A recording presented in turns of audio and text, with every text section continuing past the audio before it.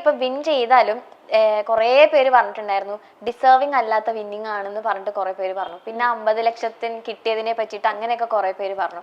അതൊക്കെ കേട്ടപ്പോ എന്തായിരുന്നു ശരിക്കും? എന്തായാലും വിഷമാവൂലേ? കാരണം എടാ ഞാൻ ബിഗ് ബോസിൽ ഇരിക്കുമ്പോഴും ഞാൻ പറഞ്ഞിട്ടുണ്ട് എല്ലാവരോടും, ഞാൻ ഡിസേർവ് ചെയ്യുന്നതിന് മാത്രം നിങ്ങൾ എനിക്ക് വോട്ട് ചെയ്താൽ മതി. അല്ലാതെ എനിക്ക് കാരണം അവർക്ക് ഞാൻ ഡിസേർവ് ചെയ്യുന്നില്ല എന്ന് തോന്നിയിട്ട് ഞാൻ വിൻ ചെയ്തിട്ട് എനിക്ക് എന്ത് കിട്ടാൻ? അവിടെ എനിക്കൊന്നും കിട്ടാനില്ല.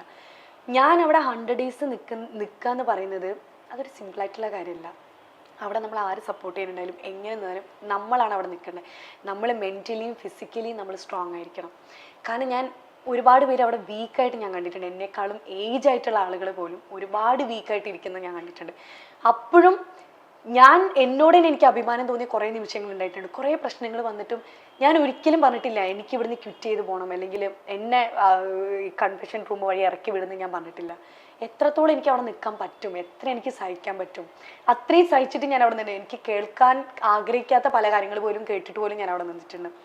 അപ്പം ഞാൻ ഡിസേർവിങ് അല്ല എന്ന് അവർ പറയുമ്പം എനിക്ക് സത്യത്തിൽ വിഷമം തോന്നാറുണ്ട്. കാരണം ഇതൊക്കെ അനുഭവിക്കുക എന്ന് പറയുന്നത് ചെറിയ കാര്യമല്ല. പിന്നെ വോട്ട് ചെയ്യുക എന്ന് പറയുന്നത് അതൊരു വലിയ കാര്യം തന്നെയാണ്. അത് അവർ വോട്ട് ചെയ്തിട്ടാണ് ഞാൻ വിൻ ചെയ്തത്.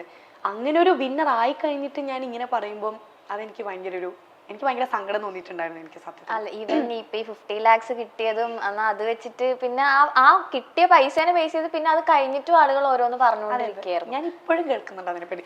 ഞാൻ ആക്ച്വലി ഒരു കാറിന്റെ ഒരു വീഡിയോ ഇട്ടപ്പോൾ പറഞ്ഞു 2 പേരെ പറ്റിച്ചുണ്ടാക്കിയ 50 lakhs കൊണ്ട് ഞാൻ ആ കാർ വാങ്ങി. ആ കാറിന്റെ പൈസ 1.5 കോടി രൂപയാണ്. ഓക്കെ, എനിക്ക് ആകെ കിട്ടിയത് 50 lakhs. അതുകൊണ്ട് ടാക്സ് കഴിഞ്ഞിട്ട് എത്ര കിട്ടും നിങ്ങൾക്ക് അറിയാലോ. അങ്ങനെയുള്ള കുറേ തംബ്നെയിൽസ് ഒക്കെ ഇട്ടിട്ട് കുറേ വീഡിയോസുകൾ വരിക, കുറേ കമന്റ്സുകൾ വരിക. അങ്ങനെയൊക്കെ ഫസ്റ്റ് ഭയങ്കര വിഷമമായിരുന്നു. എന്നെക്കാളും വിഷമം ഞാൻ അനുഭവിക്കുന്നതിനേക്കാൾ എനിക്ക് ആദ്യമേ ഉള്ളൊരു ഇതാണ്, എൻ്റെ ചുറ്റുള്ളവരും ഞാൻ കാരണം സങ്കടപ്പെടരുത് എന്ന് ആദ്യമേ ആഗ്രഹമുള്ളൊരു വ്യക്തിയാണ് ഞാൻ. അവർ സങ്കടപ്പെടുന്ന കാണുമ്പോൾ എനിക്ക് ഭയങ്കര വിഷമമാണ്. എൻ്റെ ചേച്ചിയാണെങ്കിൽ അനിയത്തിയാണെങ്കിൽ അച്ഛനാണ് അമ്മയാണ്. കാരണം ഞാൻ അങ്ങനെ ഇതുവരെ ഒരാൾ എന്നെക്കുറിച്ച് അങ്ങനെ മോശമായിട്ട് പറഞ്ഞിട്ടോ അങ്ങനെയൊന്നും ഇതുവരെ ഉണ്ടായിട്ടില്ല നമ്മുടെ ലൈഫ്. ഈ ബിഗ് ബോസിൽ വന്നതിന് ശേഷമാണ് ഇങ്ങനെ കുറേ കോൺട്രവേഴ്സീസും ഇങ്ങനത്തെ കുറേ തംബ്നെയിൽസും കാര്യങ്ങളൊക്കെ വരുന്നത്. അപ്പോൾ അച്ഛനും അമ്മയ്ക്കൊക്കെ അത് പുതിയതാണ്. അപ്പോൾ അവരത് കാണുമ്പോൾ അവർക്കത് ഭയങ്കര വിഷമമായിരുന്നു. ഭയങ്കര എന്ന് പറഞ്ഞാൽ എൻ്റെ അച്ഛൻ കരഞ്ഞിട്ട് വരെ ഞാൻ കണ്ടിട്ടുണ്ട്. അപ്പോഴൊക്കെ ഞാൻ ചിന്തിച്ചിട്ടുണ്ട് ബിഗ് ബോസിൽ വേണ്ടായിരുന്നു, ഞാൻ എടുത്ത ഡിസിഷൻ റോങ് ആയിരുന്നു എന്നൊക്കെ അപ്പം എനിക്ക് തോന്നിയിട്ടുണ്ട്. കാരണം കാരണം അവർ വിഷമിക്കുന്നു, എൻ്റെ ചേച്ചി അനിയത്തി വിഷമിക്കുന്നു, അവർ കുറേ തെറി കേൾക്കുന്നു. എന്താവശ്യത്തിന് അവർക്ക് എന്നോട് ദേഷ്യമുണ്ടെങ്കിൽ അവർക്ക് എന്നോട് പറഞ്ഞതിൽ എനിക്ക് വിഷയമില്ല. എൻ്റെ ചുറ്റുള്ളവർ അനുഭവിക്കുന്നതാണ് എനിക്ക് ഭയങ്കര സങ്കടം തോന്നുന്നത്. പക്ഷെ ഇപ്പം എനിക്കുണ്ടല്ലോ അങ്ങനെയൊക്കെ അനുഭവിച്ചിട്ടാണെങ്കിൽ ഇപ്പം ഞാൻ ഭയങ്കര സ്ട്രോങ് ആണ്. അത്രയും ഞാൻ കേട്ടു. ഇനി അതിലും വലുതായിട്ട് എന്തെങ്കിലും കേൾക്കാനുണ്ടോ എന്ന് വെച്ചാൽ എനിക്ക് അറിഞ്ഞൂടാ.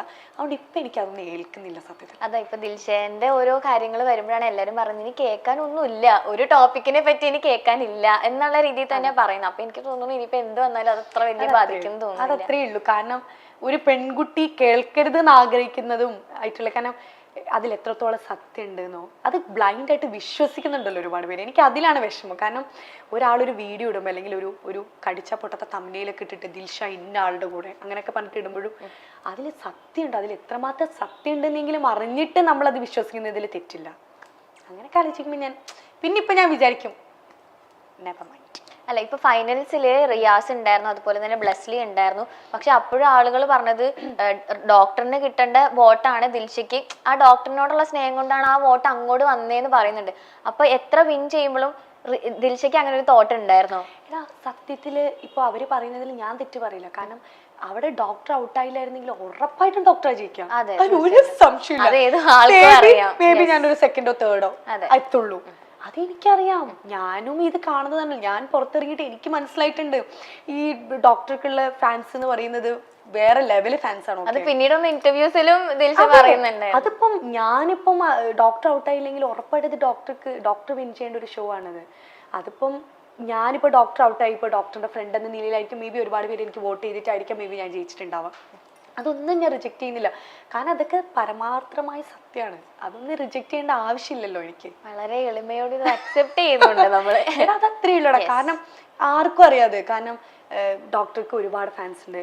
ഞങ്ങളുടെ കോംബോ ഇഷ്ടപ്പെട്ട ഒരുപാട് പേരുണ്ട്. അവരൊക്കെ വോട്ട് ചെയ്തിട്ടുണ്ട്. ഒരുപാട് പേര് കഷ്ടപ്പെട്ട് വോട്ട് ചെയ്തിട്ട് എന്നെയാണ് ഞാൻ വിൻ ചെയ്തത്. അതിനൊന്നും എനിക്ക് ഒരു പരാതിയും ഇല്ല. പക്ഷെ അത് കഴിഞ്ഞ് ഞാൻ കുറേ സംഭവങ്ങൾ കേൾക്കേണ്ടി വന്നിട്ടുണ്ട് എനിക്ക്. അപ്പൊ എനിക്ക് അതിലൊക്കെയാണ് സങ്കടം. എനിക്ക് തോന്നുന്നു അതിനുശേഷം ആ ഒരു വീഡിയോ ദിൽഷ ചെയ്തത് അല്ലേ. അതിന്റെ പിന്നിലും ഒരുപാട് സ്റ്റോറികളുണ്ട്. അതാ ഞാൻ പറഞ്ഞത്, നമുക്ക് ഓഡിയൻസിന്റെ അടുത്ത് വന്നിട്ടോ അല്ലെങ്കിൽ എൻ്റെ പേഴ്സണൽ ലൈഫിൽ നടക്കുന്ന എല്ലാം എനിക്കൊരു വീഡിയോ ആയിട്ട് വന്നിട്ട് പറയാൻ പറ്റില്ല. അതാ ഞാൻ പറയാം, എന്തെങ്കിലും ഒരു സംഭവം നടക്കുന്നുണ്ടെങ്കിൽ അതിന്റെ പിന്നിൽ ഒരു റീസൺ ഉണ്ടാവും. ആ റീസൺ ചിലപ്പോൾ എനിക്ക് എൻ്റെ ഫാമിലിക്ക് മാത്രമേ എനിക്കറിയാം. ചിലപ്പോൾ അത് നാട്ടുകാരോട് പറയാൻ എനിക്ക് ആഗ്രഹം ഉണ്ടാവില്ലായിരിക്കും. അത് എന്നിൽ തന്നെ അതാ ഞാൻ പറഞ്ഞത്. അപ്പം നമ്മൾ സൈലന്റ് ആയിട്ട് ഇരിക്കുന്നതിന്റെ അർത്ഥം അത് സത്യമാണെന്നല്ല. അത്രേ എനിക്ക് പറയാനുള്ളൂ. കാരണം ഞാൻ അതിനിപ്പോ തെളിയിക്കാനും പോകുന്നില്ല. എനിക്ക് തെളിയിക്കാനാണെങ്കിലും ഞാൻ അത് വിട്ടു. ബിഗ് ബോസ് പറഞ്ഞ ചാപ്റ്റർ അത് അവിടെ കഴിഞ്ഞു. എത്രയൊക്കെ വന്നാലും ഭയങ്കര ബെസ്റ്റ് ഫ്രണ്ട് ആയിട്ട് കണ്ട ഒരാളായിരുന്നു ഡോക്ടർ. ഇനി ആ ഒരു ഫ്രണ്ട്ഷിപ്പ് വേണം എന്ന് എപ്പോഴെങ്കിലും ആഗ്രഹിക്കുന്നുണ്ടോ? അത് കഴിഞ്ഞില്ലേ, നമ്മളിനിപ്പം അതിനെ കുറിച്ച് ഇനിയിപ്പോ സംസാരിച്ചിട്ടുണ്ട്. അത് പോട്ടെ. ഡോക്ടറിന്റെ എൻഗേജ്മെന്റ് വീഡിയോസ് ഒക്കെ കണ്ടായിരുന്നോ ദിൽഷ?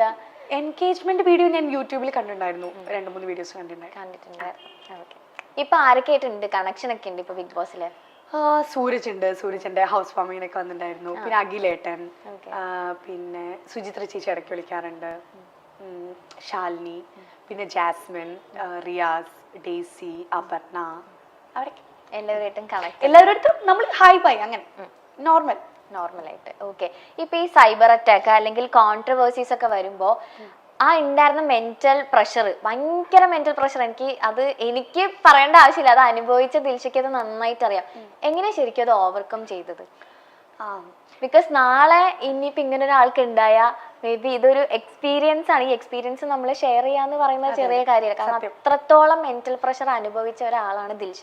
അത്രയും കോൺട്രവേഴ്സീസിൽ നിന്നൊക്കെ എങ്ങനെ ശരിക്കും ഓവർകം ആയേ? ഞാൻ പലപ്പോഴും വിചാരിച്ചിട്ടുണ്ടായിരുന്നു, ഓക്കെ, ഈ 100 ദിവസം അവിടെ നിന്നതിനേക്കാളും കൂടുതൽ ഞാൻ അനുഭവിച്ചിട്ടുണ്ട് ഞാൻ അവിടെ നിന്ന് പുറത്തിറങ്ങിയിട്ട്. ഞാൻ ഒരിക്കലും വിചാരിച്ചില്ല ഞാൻ ഇങ്ങനെയൊക്കെ അനുഭവിക്കേണ്ടി വരും, അല്ലെങ്കിൽ ഇങ്ങനെ ഒരുപാട് കാര്യങ്ങൾ കേൾക്കേണ്ടി വരും എന്നൊന്നും ഞാൻ സ്വപ്നത്തിൽ പോലും വിചാരിച്ചില്ല. കാരണം അതിന് മാത്രമൊക്കെ എന്തെങ്കിലും ഞാൻ തെറ്റ് ചെയ്തിട്ടുണ്ടെന്ന് ഞാൻ ഇപ്പോഴും വിശ്വസിക്കുന്നില്ലടാ. ഞാൻ പറഞ്ഞ പോലെ ഞാൻ എന്തെങ്കിലും ചെയ്തിട്ടുണ്ടെങ്കിൽ അതിന് എനിക്കൊരു റീസൺ ഉണ്ട്. പിന്നെ ഞാൻ കർമ്മ എന്ന് പറയുന്ന ഒരു സംഭവത്തിൽ ഒരുപാട് വിശ്വസിക്കുന്ന ഒരു വ്യക്തിയാണ്. ഞാൻ തെറ്റായിട്ട് എന്തെങ്കിലും ചെയ്തിട്ടുണ്ട്, അത് അനുഭവിക്കാൻ ഞാൻ ബാധ്യസ്ഥയാണ്. അത് ഇന്നല്ലെങ്കിൽ നാളെ അത് എന്തായിരുന്നു എന്ന് എക്സ്പീരിയൻസ് ചെയ്തിട്ടേ ഞാൻ ഇവിടുന്ന് പോവുള്ളൂ എന്ന് വിശ്വസിക്കുന്ന ഒരാളാണ് ഞാൻ. അപ്പം ഞാൻ ഈ ബിഗ് ബോസ് ഇറങ്ങി കഴിഞ്ഞതിന് ശേഷം ഞാൻ മാത്രമല്ല, എൻ്റെ ഫാമിലിയൊക്കെ, ഞാനെന്ന് പറഞ്ഞൊരു എൻ്റെ ക്യാരക്ടർ നോക്കുകയാണെങ്കിൽ ഞാൻ ഇങ്ങനെ വിഷമിച്ചിരിക്കുന്ന ഒരാളല്ല, ഒരു ഭാഗത്ത് ഇങ്ങനെ അടങ്ങിയിരിക്കുന്ന ഒരാളല്ല. എപ്പോഴും ഇങ്ങനെ കളിച്ച് ചിരിച്ച് ഇങ്ങനെ അടിച്ച് പൊളിച്ച് ഇങ്ങനെ നടക്കുന്നത്. കാരണം ഒരുപാട് പ്രഷർ എനിക്ക് താങ്ങാൻ പറ്റില്ല സത്യത്തിലും. കാരണം എനിക്ക് ഇതുവരെ കിട്ടിയിട്ടില്ല അങ്ങനെ ഒരു പ്രഷർ. അതുകൊണ്ട് എനിക്ക് അങ്ങനെ ഒരു ഇതുള്ള ഒരാളാണ് ഞാൻ. അങ്ങനത്തെ ഞാൻ പുറത്തിറങ്ങി കഴിഞ്ഞപ്പം കേൾക്കുന്നതും കാണുന്നതൊക്കെ ഞാൻ ഒരിക്കലും വിചാരിക്കാത്ത കുറേ സംഭവങ്ങളായിരുന്നു. കുറേ ദിവസം ഞാൻ എൻ്റെ മൊബൈലൊന്നും കൈകൊണ്ടേ തൊട്ടിട്ടില്ല, ഞാൻ എടുത്തിട്ടേ ഇല്ല. എനിക്ക് കുറേ കോൾസ് വരുന്നുണ്ട്, എനിക്ക് എത്ര ഓഫേഴ്സ് വന്നിട്ടുണ്ടെന്ന് പോലും എനിക്ക് അറിഞ്ഞുകൂടാ. കുറേ പേരൊക്കെ എന്നെ ഇപ്പോഴും വിളിച്ചത്, ബിഗ് ബോസ് ഇറങ്ങിയതിന് ശേഷം ദിൽഷനെ ഞങ്ങൾ ഇങ്ങനൊരു മൂവിക്ക് വിളിച്ചിട്ടുണ്ടായിരുന്നു, ഇങ്ങനൊരു സംഭവത്തിന് വിളിച്ചിട്ടുണ്ടായിരുന്നു എന്നൊക്കെ എൻ്റെ അടുത്ത് എത്ര മെസ്സേജ് അയച്ചു. ഒരു തമിഴിലൊരു വലിയൊരു പ്രൊജക്റ്റിൽ വരെ അവരെന്നെ കോൺടാക്ട് ചെയ്യുമ്പോൾ എന്നെ കോൺടാക്ട് ചെയ്യാൻ കിട്ടിയിട്ടില്ല അവർക്ക്. കാരണം ഞാനൊരു കോൾ എടുക്കുന്നില്ല, മെസ്സേജിന് റിപ്ലൈ കൊടുക്കുന്നില്ല, ഞാനൊരു ഭാഗത്ത് ഇങ്ങനെ സൈലൻ്റായിട്ട് ഇങ്ങനെ ഇരിക്കുക. അങ്ങനെ എത്ര നാളായിരുന്നു? കുറച്ച് ദിവസം ഞാൻ ഇങ്ങനെ ഇരുന്നു. സങ്കടം വരുന്നുണ്ട്, എന്നെ കാണുമ്പോൾ എൻ്റെ അച്ഛനമ്മയ്ക്ക് വിഷമാവാ, എൻ്റെ ചേച്ചിക്ക് എനിക്ക് വിഷമാവാണ്. ഞാൻ ആ ദിവസത്തിനെ കുറിച്ച് ഇങ്ങനെ ആലോചിക്കാൻ പോലും ഞാൻ ആഗ്രഹിക്കുന്നില്ല സത്യത്തിൽ. നമ്മളെ സിനിമയിലൊക്കെ കാരണം എൻ്റെ അനിയത്തിന്റെ ബർത്ത്ഡേ ആയിരുന്നു ആ ടൈമിൽ, ജൂലൈ 15 ഞാൻ ഇറങ്ങുന്ന ടൈമില്. നമ്മൾ ഈ കുട്ടി ഇതുവരെ നമ്മൾ സെലിബ്രേറ്റ് ചെയ്യുന്നതാ. എൻ്റെ ബർത്ത്ഡേ, അനിയത്തിന്റെ ബർത്ത്ഡേ, നമ്മൾ ഫാമിലി മാത്രം കേക്കൊക്കെ കട്ട് ചെയ്ത് ഒരു പുതിയ ഡ്രസ്സൊക്കെ വാങ്ങിയിടുക, അങ്ങനെയൊക്കെ അമ്പലത്തിൽ പോവാ, പ്രാർത്ഥിക്കുക. എൻ്റെ അനിയത്തിൻ്റെ ബർത്ത്ഡേ അന്ന് രാവിലെ മുതൽ വൈകുന്നേരം വരെ എങ്ങനെ നടന്നു എന്ന് പോലും എനിക്കല്ല. ഞങ്ങൾ അന്ന് ഒരു പറക്കാട്ടിൻ്റെ റിസോർട്ടിൽ പോയിട്ടുണ്ടായിരുന്നു. അവരാണ് ഒരു കേക്ക് കൊണ്ടുവന്നിട്ട് അന്ന് നമ്മൾ കട്ട് ചെയ്തത് ഈവനിങ്ങിൽ, നൈറ്റിലായിരുന്നു തോന്നുന്നു.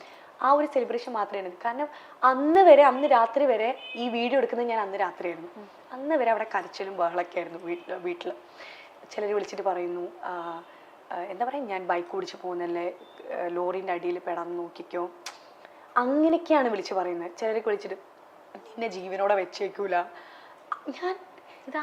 എനിക്കറിഞ്ഞൂടാ, എൻ്റെ നമ്പർ വരെ എങ്ങനെ കിട്ടിയെന്ന് എനിക്കറിയില്ലടാ. കുറേ കോൾസുകൾ വരുന്നുണ്ട്, എൻ്റെ ചുറ്റുള്ളവർക്ക് വരുന്നുണ്ട് ഒരുപാട് പേർക്ക് കോളുകൾ. എൻ്റെ കൂടെ നിന്ന് ഫോട്ടോ എടുത്തു കഴിഞ്ഞാൽ, അവളുടെ കൂടെ ഇനി ഫോട്ടോ എടുത്തു കഴിഞ്ഞാൽ നിനക്ക് ഇതായിരിക്കും ഇനി കിട്ടാൻ പോകുന്ന ഇത്, അങ്ങനെയൊക്കെ പറഞ്ഞിട്ട്. അപ്പോൾ ഒന്ന് ആലോചിച്ച് നോക്ക്, നമ്മളുടെ മൈൻഡിൽ എന്തൊക്കെയൊക്കെ ഒരു ഭീകരത ഫീൽ ചെയ്യില്ലേ നമുക്ക്. അതായിരുന്നു അവസ്ഥ. മിനി സ്ക്രീൻ പ്രേക്ഷകർ കാത്തിരിക്കുന്ന വിവാഹമാണ് റോബിൻ രാധാകൃഷ്ണന്റേതും ആരതി പൊടിയുടേതും. ബിഗ് ബോസ് ഷോയ്ക്ക് ശേഷം റോബിൻ നൽകിയ അഭിമുഖം വഴിത്തിരിവായി ആരതിയുമായി പ്രണയത്തിലാവുകയായിരുന്നു. ആ പ്രണയത്തെക്കുറിച്ചെല്ലാം ഇരുവരും നേരത്തെ പലതവണ സംസാരിച്ചിട്ടുമുണ്ട്. ഗംഭീരമായി നടന്ന വിവാഹ നിശ്ചയവും സോഷ്യൽ മീഡിയയിൽ ചർച്ചയായിരുന്നു. ഇനി കല്യാണമാണ്. വരുന്ന ഫെബ്രുവരി 16-നാണ് റോബിൻ രാധാകൃഷ്ണൻ ആരതി പൊടി വിവാഹം. അടുത്തിടെ മാധ്യമങ്ങളോട് പ്രതികരിക്കവേ റോബിൻ വിവാഹ വിശേഷങ്ങൾ പങ്കുവച്ചു. വലിയ ആർഭാടമായി നടത്തുന്ന വിവാഹമൊന്നുമല്ല, അടുത്ത ബന്ധുക്കളും സുഹൃത്തുക്കളുമെല്ലാം പങ്കെടുക്കുന്ന കുറച്ചധികം ചടങ്ങുകളുള്ള വിവാഹമായിരിക്കും. പിന്നെ വിവാഹ ജീവിതത്തിൽ ഒന്നല്ലേ ഉള്ളൂ, അതുകൊണ്ട് അത് ഓർമ്മിച്ചു വെക്കാൻ പാകത്തിന് മനോഹരമാക്കുമെന്നാണ് റോബിൻ പറഞ്ഞത്. കല്യാണ വിളികളൊക്കെ നടന്നുകൊണ്ടിരിക്കുകയാണ്. ഡ്രസ് ഡിസൈനിങ്ങും മറ്റും പൂർത്തിയായി വരുന്നു. കല്യാണത്തിന് ലാലേട്ടനെ പോയി വിളിക്കും. അദ്ദേഹത്തിന്റെ അനുഗ്രഹം വാങ്ങും. വരുന്ന കാര്യം അറിയില്ല, അദ്ദേഹം തിരക്കുള്ള ആളല്ലേ, വന്നാൽ സന്തോഷം എന്നാണ് റോബിൻ പറഞ്ഞത്. കല്യാണത്തിന് ശേഷമുള്ള ഹണിമൂൺ അല്പം വ്യത്യസ്തമായിരിക്കും എന്നും റോബിൻ വ്യക്തമാക്കുന്നുണ്ട്. 2 വർഷം നീണ്ടു നിൽക്കുന്ന ഹണിമൂൺ പ്ലാൻ ആണ് ഇപ്പോൾ തങ്ങൾക്ക്. 27-ൽ അധികം രാജ്യങ്ങളിലേക്കുള്ള യാത്രയായിരിക്കും. തന്റെ ഒരു ഫ്രണ്ടാണ് ഈ വ്യത്യസ്തമായ ഹണിമൂൺ പ്ലാൻ പാക്കേജ് തന്നത്. ഒരുപക്ഷെ ഇങ്ങനെയൊരു ഹണിമൂൺ പ്ലാൻ കേരളത്തിൽ ആദ്യമായിട്ടായിരിക്കും. താൻ ഒരുപാട് സ്ഥലങ്ങളിൽ പോയിട്ടുള്ള ആളല്ല. അപ്പോൾ പിന്നെ കല്യാണത്തിന് ശേഷം ഒരുമിച്ച് ഒരുപാട് യാത്ര ചെയ്യാം എന്നാണ് തങ്ങളുടെ ഇപ്പോഴത്തെ പ്ലാൻ എന്നും പറയുന്നു.